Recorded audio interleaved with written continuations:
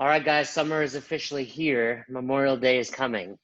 Now, it's going to be a very different Memorial Day at least for Todd and I. Fern's probably having a huge barbecue get-together at his house. I am. Bring everybody, bring your family, bring your friends. Yep. Just having a Some rave. hot dogs. As long as Yep. you're not sick, no masks required, wash your fucking hands, don't be weird, social distance, it's fine. Are you taking temperatures when people walk in the door? Yeah. Well, for the staff that are here. Oh, I mean, I meant at your house. You've actually taken temperatures of people. Yeah, at just your anal. gym. We're taking them anally. Yeah. It's the only way. It's the most accurate. Yeah. That's That's what the doctor told me. When you know, my finger is so good at predicting how to of your own temperature. Oh, it's definitely. Oh yeah. Yeah, it's definitely 99.8. I'm running hot today. When you had your little crawfish, was that what it was? Crawfish? Yeah, we had a crawfish boil last weekend. Did you do any sort of checking? Did you ask people like, "Hey, are you sick?" Nothing. No, these are all people that I see almost every single day. Todd, what do you think about that? Hey man, to each their own. Do your thing, man. Would you have gone to a crawfish boil? I don't know. Maybe not. How many people ended up being there? No, you wouldn't have because neither one of you were invited. Oh, shucks. What is these? So just for reference, like these are all people that I communicate with on a daily basis. There's probably 20 people there, like including kids, right? They're all people that we know. They're very good friends of ours. We talk to them on a daily basis. Like we know if they're sick or not, like all that stuff. I didn't just invite random strangers into the house to be like, hey, you guys like crawfish? Like, come on in. You look sick. Have a seat. You know, that wasn't it. We don't have to dive into this, but I think you are smart enough to realize just because you talk to them every day doesn't mean you know who they're interacting with. I know if they're sick. Look, we already got one bad review because of you and your Corona antics. We don't need. Listen, we still have yet to determine that was about me because this is not. You asked me what I did. I don't know how that qualifies as a conspiracy theory, but guess what? Could have been about Todd. There's like 4 cases good in chance. the beach, so I'm pretty sure everybody's good. Can you just looks healthy. We're good. I do. Yeah. I don't need to take the temperature. Let me ask you this: do you feel in danger now? Like on this call? By being on this call with you? Yeah. Yeah. Okay. That's what I figured. Yeah, that's the difference, right? I sanitize my earbuds. That's the difference. That's insane. Yeah. And I actually, just so all the listeners, like, I don't think Jay's joking. I think he's a little worried that he can contract COVID via the internet, virtual. Speaking of that, you are the only person I know on earth that carries around a gallon jug of water to drink from their own living room. Yeah. Get out a glass or a cup. What are you doing? I love my gallon. I've been doing this for 25 plus years. This is the way to go. But before we dive into the topic, I did find out that you can be, this is not a joke. I mean, it sounds like a joke, that you could be diagnosed with COVID over the phone. You cannot contract it over the phone. You're suggesting you can find out if you have that. I don't know. I have not confirmed that. I'm just saying I have confirmed that people are being diagnosed over the phone. Yeah, I mean, it's probably a Zoom call where they're talking about their symptoms. Equally as stupid. Look, they're probably saying, hey, you are exhibiting the symptoms of this. You probably have it. Fern, you need to run for president. No, no, I have no desire. No desire. Fern Akuto 2020. Nah, it's definitely you two. Running mates for sure. Fern Ackerman 2020. What do you think, Fern? Yep, for sure. You're my Joe Biden. No coherent thoughts. I do want to ask you though, what is a crawfish exactly? Basically, I mean, you've seen one, right? Yeah, I mean, I think I've probably even ate some, but I'm not exactly sure what it is. It's basically a tiny lobster is what they look like. If you're just like, what does it look like? It's a miniature lobster. I feel like it's one of those foods that is more work than it's worth putting into to eat. Have you ever eaten crabs? Crabs are definitely more work than it's worth eating, for sure. They're on a whole like lower level than crab. Have you ever peeled shrimp? Yeah, of course. I've done all those things. I don't like doing any of that, to be honest. Well, you're lazy. That's my point, right? Like, so there are some tricks to doing it, but it is actually not that much work. It is significantly easier than crab. Crab is one of the hardest things ever until you learn how to do it, and even then, it's still a pain in the ass. But no, it's super easy. You know, twist, suck, pull, pinch, pull. That's my sex life right there. Twist, suck. That's it. That's the name of his sex tape, huh? Yep. Roz looked over. She's like, "That's where you got that from?" Yeah. So it's useful in a lot of ways. Jeez Louise. Let's talk about it. Memorial Day is coming, like we said, the unofficial beginning of summer. Most gyms this type of year are preparing to do Memorial Day Murph. Is that what you guys would typically do on a standard Memorial Day?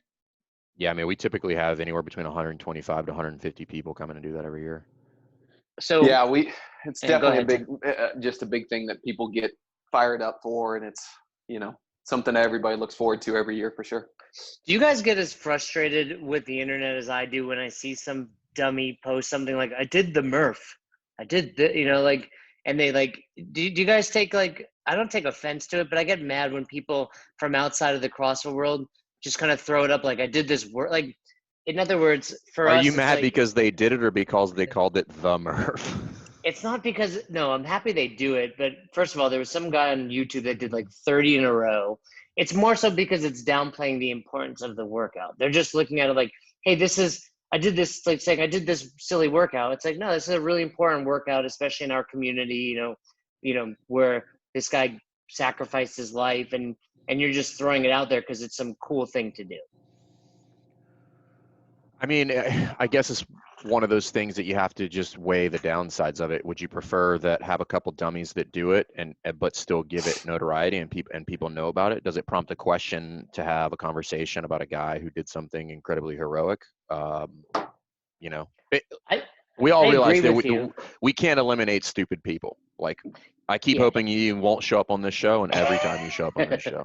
And I'm not even, and I'm using the word dumb or stupid is probably not right, but to some extent you're right. Hey, people will look into it, but the more it gets watered down, the more it gets watered down, right?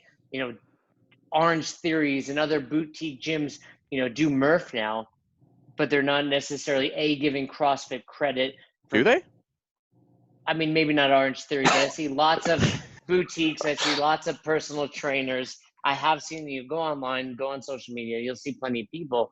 They're not giving CrossFit the credit it deserves, but B, more importantly, not giving Lieutenant Michael Murphy the credit he deserves. I get your point for sure, but you got to look at the bigger picture than that, because there's people all over the world that not only are using the hero workouts and maybe not necessarily giving the respect that's due there, but people are doing CrossFit. They're doing constantly very functional movements performed at high intensity everywhere else. And there are a number of people that aren't giving credit where it's due for that in general. But if you look at the big picture, would I rather have somebody do CrossFit or Murph and not give credit, or not do CrossFit or Murph at all? I would much rather have them do it and not give credit. I mean, I know that they are experiencing a much higher level of fitness by performing that, whether they're giving the right credit or not. So I don't know.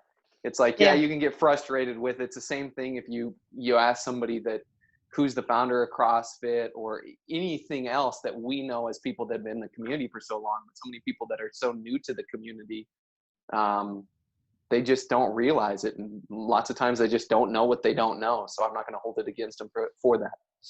Yeah, true.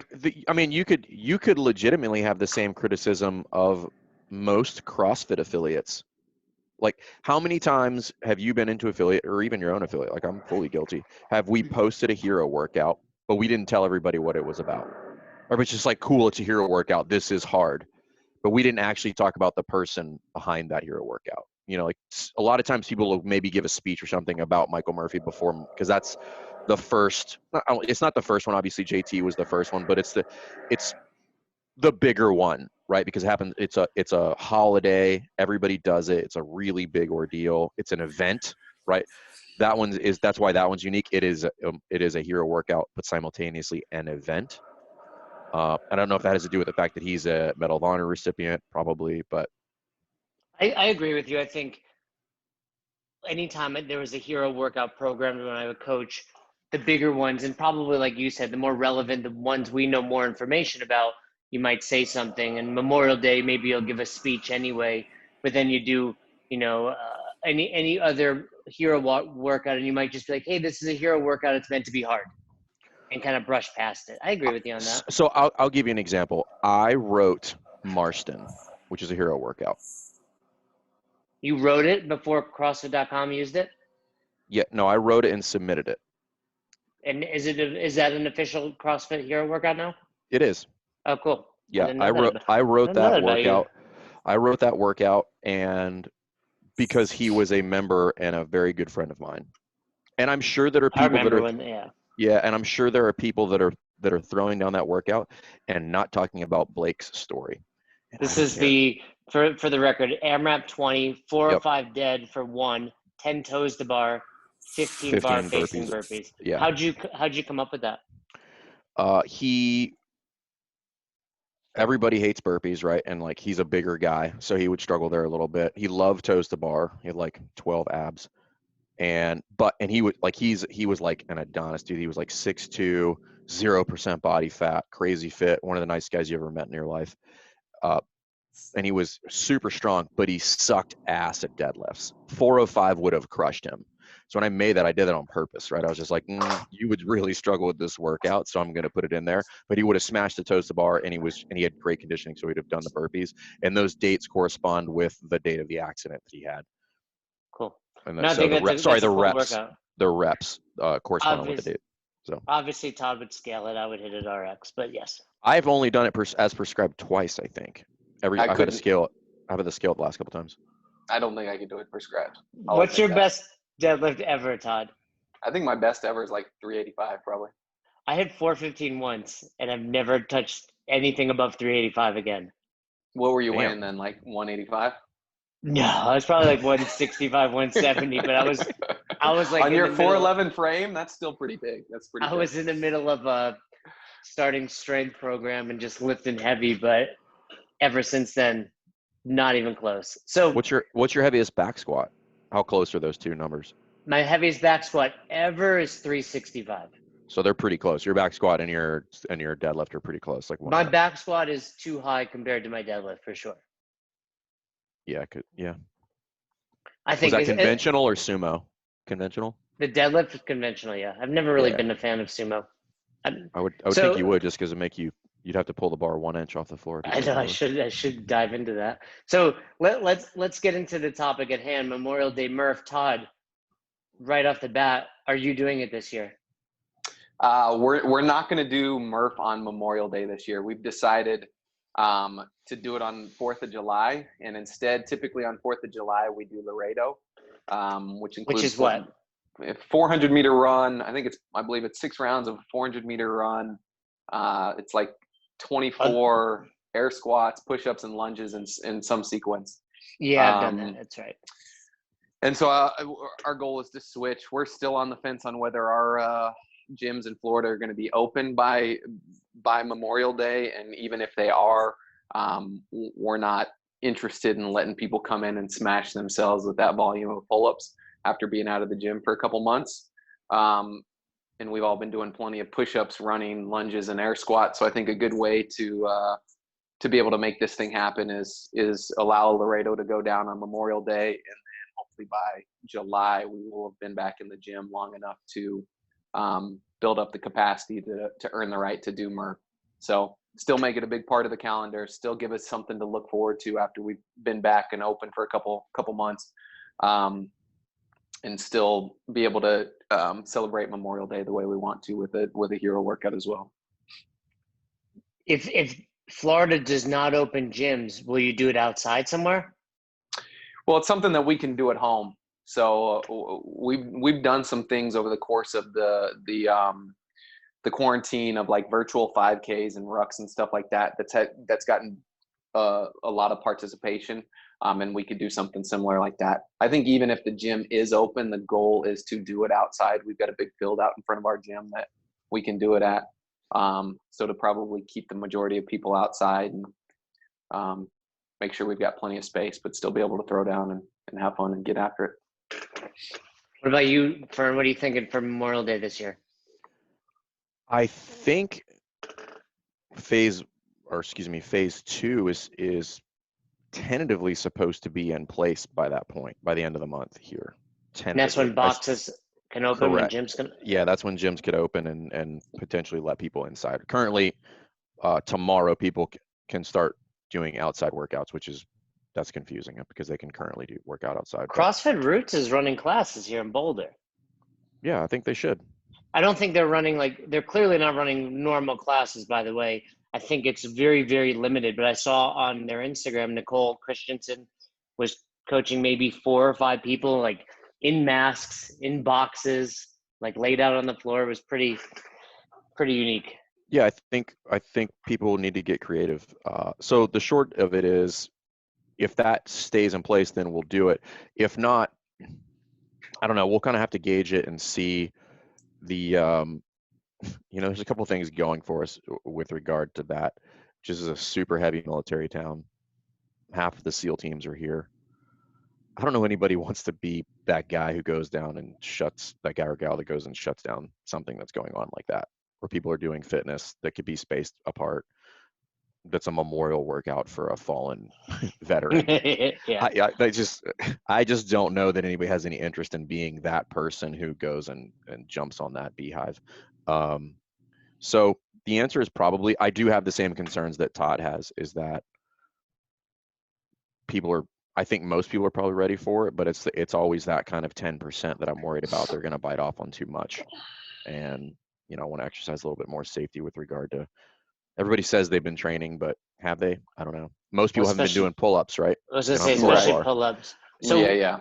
Knowing that, what are some things you're going to do preemptively? Well, one of the things is almost, I don't want to say mandate, but recommend that people cut it in half and then really discourage the use of vests this year. Discourage or not allow? Sorry, Todd. Discourage. I mean, I'm not people's dad. I'm not trying to be big brother here. I just think be smart, like really emphasize that, like, listen, what you should do for all of these, it's not about doing it prescribed, right? It's about suffering a little bit in remembrance of a person. Like, nobody gives a shit if you do it prescribed. I don't care. What's crazy to me is that this is one of the workouts that, like, more people want to do prescribed than anywhere else. Like, we've got a culture that, like, most everybody's scaled in most every workout and not many people think much about it. But when it comes to Murph, there are more people that want to do all of the reps, and then even more people that want to do it with a vest than in any of our other workouts. And sometimes it's like, in my opinion, it's my job to save them from themselves, to where it's like, if I in any way left the door slightly open, I think way too many people would walk through that door here for us. And so it's like, we definitely have to not do it and, talk people off the ledge with some of that. But it's crazy. It's interesting that this workout carries that much weight to so many people. I guess it's not interesting, but no, I think I agree with you. I think for all hero workouts, it happens to be the workouts for everyone's like, I'm going RX because it's meant to be hard. I'm meant to suffer. It's okay. But that you don't have to worry about that. Right. That doesn't take away from the fact that as coaches and as the athletes, we still need to be smart about it. I think people are somewhat inclined to let it go because again, we know it's weightlifting because you're wearing a weight vest, but because it's body weight, a lot of instances, and because the pull-ups are largely self-regulating, we kind of let people slide on that. It's like, all right, well, they can do it. But, I know a handful of people that have gotten rhabdo from doing Murph. I mean, the pushing and the pulling that goes on there is just crazy. Push-ups are devastating in general. Push-ups and pull-ups are like the two scariest movements as far as, getting seriously or within rhabdo from any of the movements that we do. I got a hair up my ass like 3 weeks ago, and I was just like, I'm going to do Murph. And I haven't really been training at all. I took off on the mile run, and I don't know, 400 meters into it, I was like, I'm going to maybe do half Murph. 15 minutes into doing the push-ups, pull-ups, and the squats, I was like, I'm going to take this vest off and I'm probably just going to work 15 minutes and then I'm going to go for a run. I mean, I thought I was ready and I was clearly not ready for that. Half Murph with no vest is a hard workout because it's not quite a sprint, but you're moving at a much different pace than a full Murph or Murph with a vest. It's devastating. Yeah, I mean, you should be pushing that in what? Sub 20? Yeah. No. Half Murph, so 10 rounds. Like if you're crushing it, you could probably get those done in 6 minutes. People could do it in 5.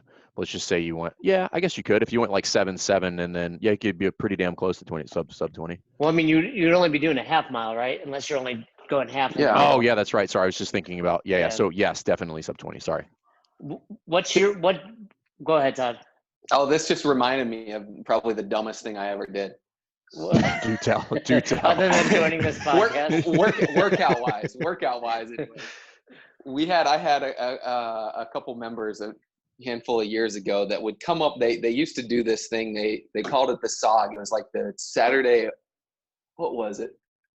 Like supper on Saturday. The Saturday Open Gym Grinder or something like that. And they would come up with these workouts that were absolutely ridiculous. And most of the time I was gone on the weekends, so I never took part in them. And these guys start talking one day about wanting to do double Murph, so do it back to back. And I was like, that is so dumb. You guys, there is no reason to do that. Why would you do it? And they kept bringing it up, kept talking about it. And finally I was like, all right, are you guys going to do it? I'll do it with you. Let's do it. And then all of a sudden they kind of started pumping the brakes of like, and I was like, no, you said, let's do it. And so we had plans to do it at some point, and I forget what it was, but for some reason the plans got canceled and they ended up backing out and not wanting to do it. Well, then fast forward a couple months later, it got brought up again. And when it got brought up again, I was back to going, no, this is stupid. We shouldn't do it. And I was like, you know what? I said I'd do it with you guys. Let's do it. So on Thanksgiving, it was the day before Thanksgiving, and this had to have been about 2 or 3 years ago now, we decided to do double Murph without the vest, just body weight. But that was definitely one of the most boring and monotonous and like grinding workouts of all time. It was just like push-ups, pull-ups, air squats are not too devastating for me. Those are things that are kind of in my wheelhouse, but it was mind-numbingly boring. And How long did it take? I did it in sub an hour. No, I didn't in sub. I think I did. I don't know what it was. I can't remember, to be honest with you. What would it have been? It was, I think I stuck with like 20 minutes worth of, or 22 minutes worth of the push-ups, pull-ups, and air squats. And then the miles were like 7.5, 8 minute paces, something like that. The worst part would be when you come back from that 1 mile and you have to immediately turn around. Go and do another mile. Just keep running. 2 miles in the middle of that was devastating. It was absolutely horrible. So speaking of terrible ideas, one of my members came in today and they asked me like, hey, did you see this? One of the games athlete posted this challenge, and she explained it to me, and I'm by process of elimination, I'm just throwing names out. And then finally we got to Brooke Wells. She put a post up as a quarantine challenge number 4. I don't know if you've seen this, 70 rounds. So already highly alarming. Oh, I saw that. So No, there's but it was 70 rounds in a week, right? So yeah, so there's a caveat there at the end, which is, so it's basically 70 rounds of Cindy in 7 days, which very doable, right? So basically do 10 rounds a day, but somebody's going to do this in a day, right? Like some idiot's going to be like, you know what?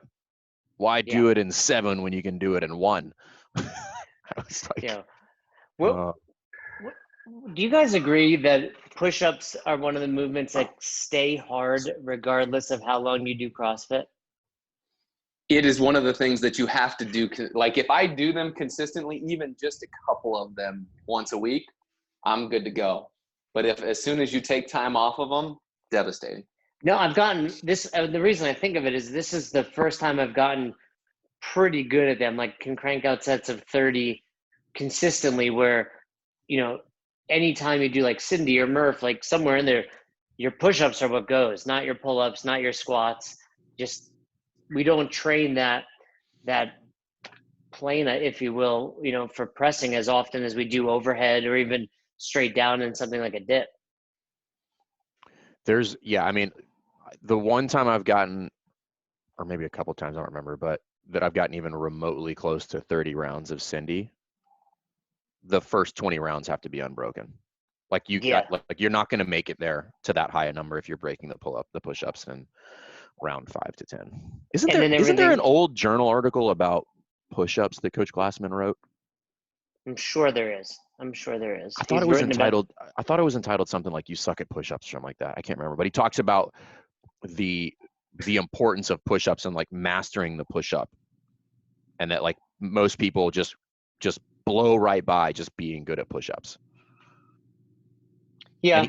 I forget, it was something like you should be able to do 50 perfect push-ups unbroken. I do remember that now that you say that. Yeah. I have to go back and find it. What's your favorite hero workout to do? Todd, what's Tommy yours? V. Tommy V's rope climbs and thrusters, right? Yep. 21, 15, 9 thrusters at 115, and then what is it? 12, 9. 15, 12, 9 rope climbs. Rope climbs. Yeah. That's an old school one. What about you, Todd? Is it Josh that is pull-ups and overhead squats, like 42 pull-ups, 21 overhead squats? 30, yeah, there's 15. Is Joshua? There's Mr. Josh, and then there's Joshua. Is that correct? Yeah, I think Mr. Joshua is the deadlifts, GHD sit-ups, and running, and that one destroys me. I think it's just Josh that's the overhead squats and pull-ups. I'd say the things that I'm good at. The hero workout most likely to give you rhabdo is Michael.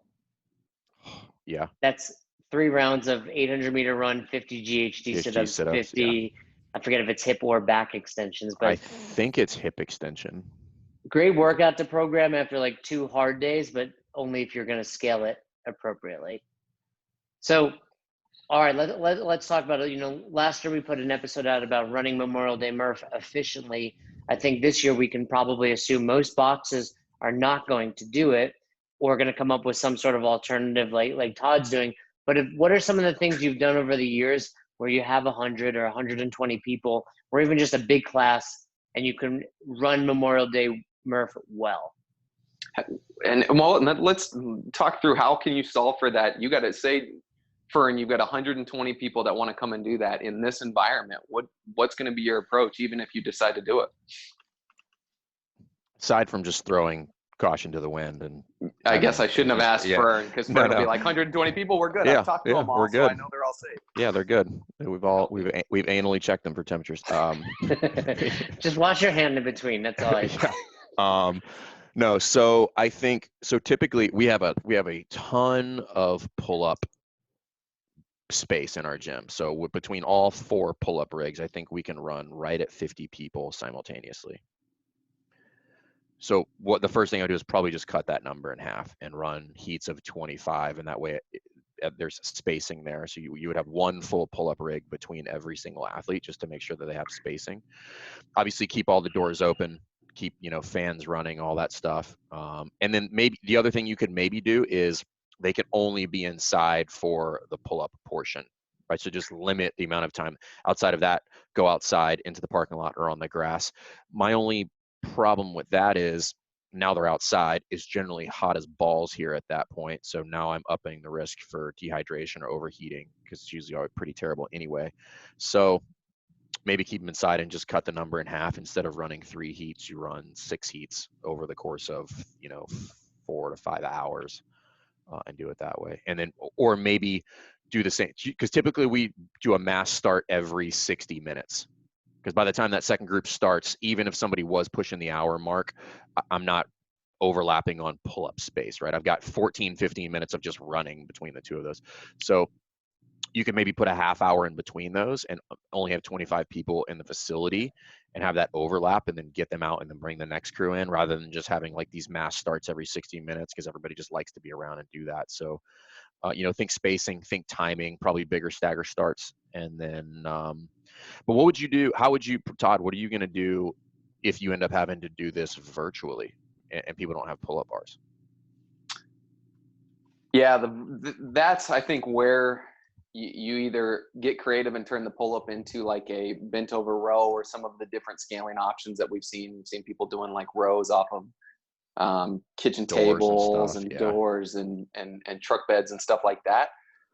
But I think this is a good opportunity to take advantage of the fact that there are hundreds of hero workouts out there, and there are plenty that can be done at home with minimal equipment. So take the opportunity to share somebody else's story. And I think, take the same approach that most of us take with Murph, where we share the story and we talk about it, and really celebrate it. Do that with somebody else. There's so many, people that there's workouts built, created for. This would be a cool opportunity to do something that you can do virtually, that you don't need much equipment for, and you can take that same approach as far as sharing the story and the message, and just give people more information on the hero workouts, why they're created and who they are created for.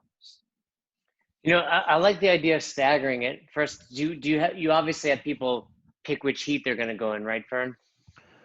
Yeah, so we typically will, I don't know, something like a week to 2 weeks out, put a Google Doc spreadsheet out and have people sign up for their heat times, just so everybody knows.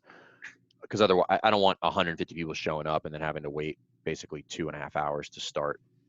For me, Murph, and a handful of other workouts over the course of the year, maybe like a New Year's Day or the Christmas Eve workout, we're always more important to promote community and having everybody in at one time. Where's the balance between that and making sure people get the workout they want? There's a give and take. Yeah, I mean, you're going to sacrifice a little bit of both.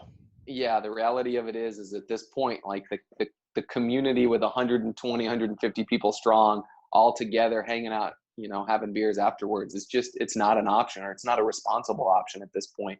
So, and I think the reality of it is people understand that. So, it's great to do that and have everybody here hanging out, cheering everybody on. And, potentially maybe you promote that and say, all right, sit in your trucks or your cars and honk at people as they're running by and have your own drinks and do that. And maybe you can get creative and do some of those type of things, at least for a little while. Other than that, I think people will understand if they're not allowed to stick around to cheer everybody else on, or if there's not others there cheering them on. It just is what it is at this time. And it'll make people eager and ready for it to return back to what it normally is next year. So I think you could build it up for next year. You could do 10-person tailgaters like every 30 yards. Dude, perfect. 10-person crawfish boils. There we go. Every 30 yards, you're good to go. That's a little much. That's a lot of propane set up and all that stuff. But you could definitely do some tailgaters every 30 yards along the run. And then and of course this year's going to be different, but what about just on a typical year? I know, like I said, for me, I'd rather the gym packed, everybody there once, even if it means the three of us are sharing a pull-up bar and I have to, my expression to most people is, this is not important. You are not fit enough to worry about this. As far as the time goes? Yeah, as far as I'm sharing a bar with Todd, for a lot of people, sharing equipment, you mean people be in a hurry because you're messing up my transition time? Yeah, it's you're not fast enough. It's a hero workout. It's one work. This is not about that. What year was the regionals? It had Diane in it. This is probably 2012. 12. That was the last year I went. Just thought I'd bring it up. He went and watched in the stands, is what he's saying. I did a 4:27 Diane that year. It was terrible. And that was almost last. That's crazy how fast people were doing it that year, dude. I think what's his name did it in 1:52. Bailey? Wasn't it Dan Bailey that won it? No, or it was one of the other. Like that? It was one of the other really short guys though. Well, so I was at the regionals in Ohio that year helping out, and I don't know how it was set up in the Mid-Atlantic where you did it, Fern, but it was the rig and then the mats to the deadlift bar were staggered. So some were a little bit further from the wall, 3 feet. Mm-hmm. And I was near Castro and someone was this is not fair. And Dave was it doesn't matter. And that was at the regional level. So is that what cost you your trip to the games, Fern? For sure. Yeah. It definitely didn't have anything to do with the massive implosion on the hundreds workout, but 2 minutes of time going that extra foot every round. Oh my 3 God. times. So that's not a good workout for me. It has never been a good workout for me. With all of that being said, any other feedback you would give for people whether it's this year or in general when running Memorial Day, Murph, or any hero workout going forward? I think this year in general, it's just like we've been in this long enough, and there's been some peaks and valleys. I'm sure we've all had some, whether it's Zoom happy hours, or we've had some classes or some different ideas and things that have like gone really well, and we've gotten a lot of participation, and it's probably also waned off a little bit. I think this is another opportunity for us to take advantage of something for people to get together and celebrate and share in. And so I think if you're an affiliate owner, and even if your affiliate's not open again, or if it is, like, skipping out on Memorial Day and trying to make this a big deal is a big miss. I think this is just an opportunity for us to just create another win for us and our members. And so taking advantage of that and running it however you decide to do so, whether it is doing Murph, whether it's picking a different hero workout or another workout in general, whether it's somehow doing it in person or over Zoom or virtually some other way. I think taking advantage of the holiday and trying to get everybody together and doing something together is going to be big for you, and maybe create a little bit more momentum for you to hopefully be able to open the doors either right before or right after, and kind of get some people fired up to be back in the gym.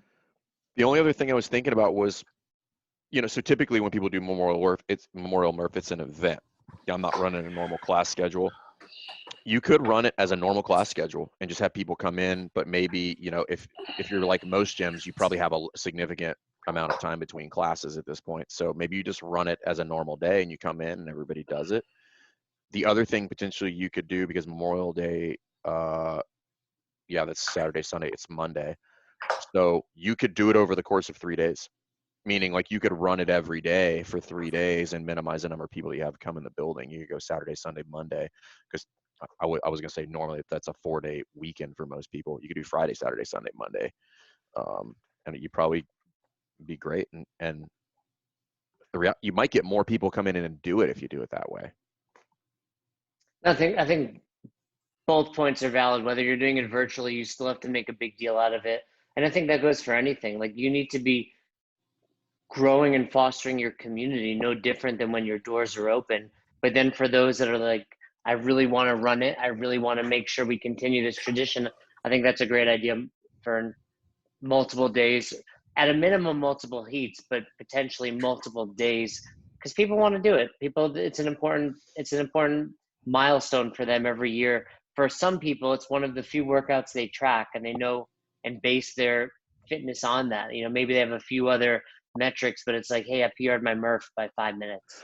I think whatever you do, you should go out of your way to put an effort to make something happen. Like Todd Absolutely. said, it doesn't even matter what it is. I think Todd, you brought this up the other day when we were talking about just when we had the question. At this point, effort is what matters. Everybody expects you to mess things up and not get it right because this is so weird. We all live in the upside down right now. Just effort is really all that matters. I'll give people a perfect example. So we had a guy come in the other day, and I'll give you the backstory first. So this guy came in and he purchased 6 months, paid in full in advance. During this time, this is recently. No, this is like 6 months ago. Okay. Right. And then we basically haven't seen him for 6 months, even though we reached out and he was just like, yeah, I'm coming in, just like over and over and over and over and over. And he came in the other day. He came in, he's like, I signed up and then I was going to run these marathons. They all got canceled. And you guys are the only people that I'm involved with in the fitness world that have continually reached out to me to figure out, like, to try to help me in some way. So he's like, I'm coming back in to turn in my membership. And he came back after a guy came in like 3 times. Right. And I wouldn't say that we over delivered to this guy. Like essentially we failed to get him in the gym, but our continual just effort, even though it probably fell short in my mind, is enough. Right. And I think the same thing applies here in Murph, like just giving the effort, even if it's an idea that you're not super happy with, but you put forth the effort to try to do something. People are going to give you the benefit of the doubt right now. So use that to your advantage. Like, why not? Do something. Doesn't matter. Yeah. And that goes back to, a handful of conversations we've all had in the past where, trying to improve something and trying to do your best is oftentimes better than not doing anything. So absolutely, especially right now, people are going to be For the areas that aren't opening during Memorial Day, in general, they're going to be stressed out, upset, disappointed. It's our responsibility to make sure we do something for them, like you said, Fern, do something. Anything. All right, guys. Well, I'll do it. I'll probably do it outdoors. I'll probably find a little pull-up bar. You're gonna go outside? I'll wear a mask. I will go outside. Yeah, that's not gonna help your time. And I'll probably find a little pull-up bar and try to do Murph. I think I've done it every day, every year for the last 15 or so years. So little actually, pull-up bar. Did you hear that right there? He knew himself. A little tiny one. Yeah, he means like Perfect. small diameter, so he can get his hands on it. Yeah, and almost touches the ground. I don't know if anybody's considering doing this, but I don't know how you guys feel about it. The whole mask thing, you should absolutely not require or even suggest that people wear masks while doing this workout. All right, you just got us like 7 bad reviews. That's dangerous, bro. No, I get where you're going with it. I mean, I've not followed the laws and the rules that are being set out right now, but yes, I do agree. If you're asking people to do Murph or do some sort of workout, yeah, masks during. I see people running around town with a mask or biking. I think it's cool. Pull it up if you're going to cross paths with someone. Pull it up if you're within, a foot of someone. But yeah, when you're out on your run, and yes, a mask during a workout is probably not an ideal situation. I just think it's a safety hazard. Like particularly for people who have not been training with a mask on, like there is, arguably, and I don't think there is a ton of utility with training with a mask on, but that's not how people do it, because they think it's like training at altitude. That's not how it works. But if you're thinking about, if people are that worried, I think they should stay home. I agree. And I think that's for everybody. If as boxes open, it's ultimately up to you and your comfort level. Don't be mad at Rife or Drive or whatever box it is for opening. You don't have to go. Yeah, I just think if we're truly, talking about safety, slapping a mask on somebody to do a workout like Murph is not safe. Agreed. No masks. We'll check your temperature. All are welcomed at CrossFit Crawfish. And that's gonna be my online affiliate. I'm gonna start that right now. CrossFit Crawfish. There you go. Peel, push. Close enough. Well, all right, guys. Another good chat. If you guys have questions on how to run Memorial Day Murph at your box or any other hero workout, of course, you know what to do. Hit us up. Thanks for listening to Best Hour of Their Day. If you haven't heard about Anchor, it's the easiest way to make a podcast. Let me explain. First of all, it's free. How cool is that? There's a creation tool that allows you to record and edit your podcast right from your phone or computer, so it becomes super simple. Some of these episodes with Fern or Todd or myself chatting with one another, we've done right within the app itself. Anchor will make it easy to distribute your podcast to all platforms, Spotify, Apple, and many more. And you can make money from your podcast with no minimum listenership. It's everything you need to make an awesome podcast in one place. All you have to do is download the free Anchor app or go to anchor.fm to get started today. Come on, who doesn't have Spotify at this point? And if you were unaware, Spotify now is offering podcasts. That's right. On Spotify, you can listen to all your favorite artists, but also podcasts in one place for free. Spotify has a huge catalog of podcasts on every topic, including the one you're listening to right now, Best Hour of Their Day. On Spotify, you can follow your favorite podcasts so you never miss an episode. Premium users can even download episodes to listen to offline wherever you are, something I always do before I hop on a plane. And you can even easily share what you're listening to with your friends on Instagram and other social media platforms. Here's the deal. If you haven't done so already, be sure to download the Spotify app, search for Best Hour of Their Day on Spotify, or browse some other podcasts if you want. You can find them in your library tab. And also make sure to follow me so you never miss an episode of Best Hour of Their Day. Thanks again for listening to Best Hour of Their Day. And thanks again to our special guest. We appreciate all you guys do for us with Best Hour of Their Day when it comes to sharing our posts on Instagram, when it comes to subscribing to us on YouTube, when it comes to the constant feedback. We are grateful and we appreciate it. We are trying to build a community based on coaching development and becoming the best version of yourself.